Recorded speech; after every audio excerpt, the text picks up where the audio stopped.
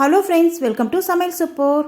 Vegetable pulao எப்படி செய்யறதான் பார்க்க போகிறோம். லஞ்ச் பாக்ஸ்க்கு இது செஞ்சு கொடுத்தீங்கன்னா ரிட்டன் வரவே வராதுங்க. ஹெல்த்தியாக காயெல்லாம் போட்டு செஞ்சு கொடுக்குறதுனால ரொம்ப டேஸ்ட்டாக இருக்கும். நீங்களும் இதை ட்ரை பண்ணி பாருங்கள். வாங்க இதை எப்படி செய்யுதுன்னு பார்க்கலாம். இதுக்கு முதல்ல ஸ்டவ் ஆன் பண்ணிட்டு குக்கர் வச்சுருக்கேன். ஒரு 4-5 டேபிள் ஸ்பூன் அளவுக்கு குக்கிங் ஆயில், கூடவே 2 டீஸ்பூன் அளவுக்கு நெய் சேர்த்துருக்கேன். இது ரெண்டுமே நல்லா சூடானதுக்கப்புறம் 2 பிரிஞ்சி இலை சேர்த்துக்கலாம். கூடவே ஹோல் கரம் மசாலா, சோம்பு தவிர மற்றெல்லாம் எடுத்துருக்கேங்க. 4-5 பட்டை, 4-5 லவங்கம், 2 ஏலக்காய், 2 அன்னாசிப்பூ, 2 மராட்டி மொக்கு, கொஞ்சமாக கடற்பாசி எடுத்துருக்கேன். அது இதுக்குள்ளே சேர்த்துட்டு, கூடவே 2 பச்சை மிளகாய் லைட்டாக கீறி வச்சுருக்கேங்க. அதையும் இதுக்குள்ளே சேர்த்துட்டு, இது எல்லாமே கொஞ்சம் லைட்டாக ஃப்ரை ஆனதுக்கப்புறம் இது கூடவே 3 பெரிய வெங்காயம் நீல வாக்கில் கட் பண்ணி வச்சுருக்கேன். அது இதில் சேர்த்துட்டு வதக்கிக்கலாம். கூடவே கொஞ்சம் கல் உப்பு சேர்த்துருக்கேன். உப்பு அப்புறமா பார்த்துட்டு சேர்த்துக்கலாம். வெங்காயம் பாருங்கள், இந்த அளவுக்கு வதங்கி வரணும். நல்லா வதக்கிக்கோங்க. ஒரு 7-8 நிமிஷம் வதக்குனிங்கன்னா நல்லா இந்த மாதிரி செவந்து வந்துடும் வெங்காயம். இந்த அளவுக்கு வதக்கும் போது புலாவ் நல்லா டேஸ்ட்டாக இருக்குங்க. இப்போ அடுத்ததாக 2 தக்காளி கட் பண்ணி வச்சுருந்தது சேர்த்துட்டு, கூடவே 2 டேபிள் ஸ்பூன் அளவுக்கு இஞ்சி பூண்டு விழுது சேர்க்குறேன். இஞ்சி பூண்டு விழுது தக்காளியோடு சேர்த்து வதக்கும் போது சீக்கிரமாக வதங்கிடுங்க. இது ஒரு 2 நிமிஷம் வதங்கினதுக்கப்புறம் நல்லா வதங்கி வரட்டும். இது கூடவே 100 கிராம் அளவுக்கு பச்சை பட்டாணி, ஃப்ரெஷ்ஷான பட்டாணி சேர்க்குறேன்.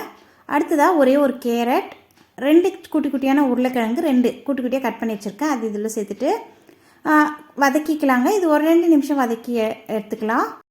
பாருங்கள், இது எல்லாம் நல்லா வதங்கி வந்துடுச்சுங்க. இப்போ இதுக்குள்ளே ஒரு கைப்பிடி அளவுக்கு புதினா இலைகள், அரை கைப்பிடி அளவுக்கு கொத்தமல்லி இலைகள் பொடிப்பொடியாக கட் பண்ணது சேர்த்துட்டு வதக்கிட்டே வரலாங்க. இதெல்லாம் ஓரளவுக்கு வதங்கினதுக்கப்புறம் நான் பாஸ்மதி ரைஸில் தான் இன்றைக்கி புலாவ் செய்ய போகிறேன். அதனால் ஒரு பெரிய டம்ளர் 250 ml அளவுக்கு டம்ளரில் பாஸ்மதி ரைஸை நல்லா வாஷ் பண்ணிவிட்டு 1/2 hour நல்லா ஊற வச்சு அதுக்கப்புறம் ட்ரை பண்ணி வச்சுருக்கேங்க. இதுக்கு 1 டம்ளர் அரிசிக்கு 2 டம்ளர் நான் பக்கத்தில் காய வச்சு வச்சுருக்கேன். இப்போ அடுத்ததாக இதுக்குள்ளே 2 டீஸ்பூன் அளவுக்கு தனி மிளகாய்த்தூள், 1 டீஸ்பூன் கரம் மசாலா, 1 டீஸ்பூன் தனியாத்தூள் சேர்த்துட்டு நல்லா கலந்து விட்டுக்கலாம். இது ராஸ்மைல் போகணும். ஒரு 2 நிமிஷத்துக்கு நல்லா வதக்கிக்கலாம். மிளகாய்த்தூள் உங்கள் காரத்துக்கு தகுந்த மாதிரி நீங்கள் சேர்த்துக்கோங்க. நான் தனி மிளகாய்த்தூள் சேர்த்துருக்கேன்.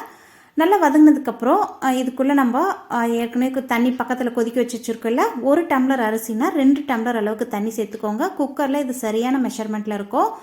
தண்ணி பக்கத்தில் நம்ம இந்த மாதிரி சுட வச்சு சேர்த்தனோன்னா சீக்கிரம் குக்கிங் ப்ராசஸ் முடியுங்க. அதனால தான்.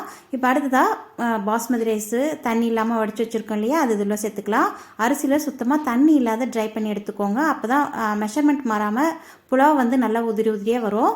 இப்போ அடுத்ததாக குக்கரோடைய மூடி போட்டு விசில் போட்டுடலாம். ஜஸ்ட் இது ஒரு விசில் வந்ததுக்கப்புறம் சிம்மில் ஒரு 3 நிமிஷம் விட்டு நீங்கள் அதுக்கப்புறம் ஸ்டீம் அடங்கினதுக்கப்புறம் ஓப்பன் பண்ணி பார்த்தீங்கன்னா பாருங்கள், உதிரி உதிரியான வெஜ் புலாவ் ரெடி ஆகிடுச்சுங்க. ரொம்ப ரிச் டேஸ்ட்டில் இருக்கும். கண்டிப்பாக நீங்கள் இந்த ரெசிபியை மிஸ் பண்ணாமல் வீட்டில் ட்ரை பண்ணி பாருங்கள். நீங்கள் வேணும்னா இதில் லெமன் கூட புளிஞ்சிக்கலாம். நான் சேர்க்கல. ரொம்ப சூப்பரான டேஸ்ட்டில் இருக்கும். மத்தியானத்தில் நீங்கள் கொடுத்து அமிச்சிங்கன்னா பாக்ஸில் ரிட்டன் வரவே வராதுங்க. இந்த க்ரீன் பீஸ், கேரட்டுக்கு, உருளைக்கிழங்குலாம் போட்டிருக்கிறதுனால டேஸ்ட் ரொம்பவே பக்காவாக இருக்கும். கண்டிப்பாக இந்த வெஜ் புலாவ் ரெசிபியை நீங்களும் வீட்டில் ட்ரை பண்ணி பாருங்கள். ட்ரை பண்ணி பார்த்துட்டு மறக்காமல் கமெண்ட் செக்ஷனில் ஷேர் பண்ணுங்கள். நம்ம சமையல் சூப்பர் சேனலுக்கு இப்போ தான் புதுசாக வந்திருக்கீங்கன்னா நம்ம சேனலை சப்ஸ்கிரைப் பண்ணிட்டு கூட ஆல் என்ற பெல்லையும் கிளிக் பண்ணி வச்சுக்கோங்க. பிகினர்ஸ் கூட இந்த ரெசிபியை ரொம்ப ஈஸியாக செஞ்சிடலாங்க. மார்னிங் டைமில் நமக்கு ஒர்க் டென்ஷன் அதிகமாக இருக்கும். அந்த சமயத்தில் இது வாரத்தில் ஒரு நாள் செஞ்சோன்னா ரொம்ப ஈஸியான மெத்தடில் குயிக்காக முடிச்சிடலாம் வேலையை. இது கூட வேணும்னா சிம்பிளாக ஒரு ஆனியன் ரைத்தா, அப்படி இல்லைன்னா எக் மசாலா, உங்களுக்கு எது விருப்பமோ அதை நீங்கள் சைடிஷாக வச்சு தான் அனுப்பலாம். ரொம்ப சூப்பரான இந்த ரெசிபியை நீங்களும் ட்ரை பண்ணி பாருங்கள். இன்னொரு இன்ட்ரெஸ்டிங்கான ரெசிபியோட உங்களை சந்திக்கிறேன். இவ்வளோ நேரம் வீடியோ பார்த்ததுக்கு நன்றி. வணக்கம்.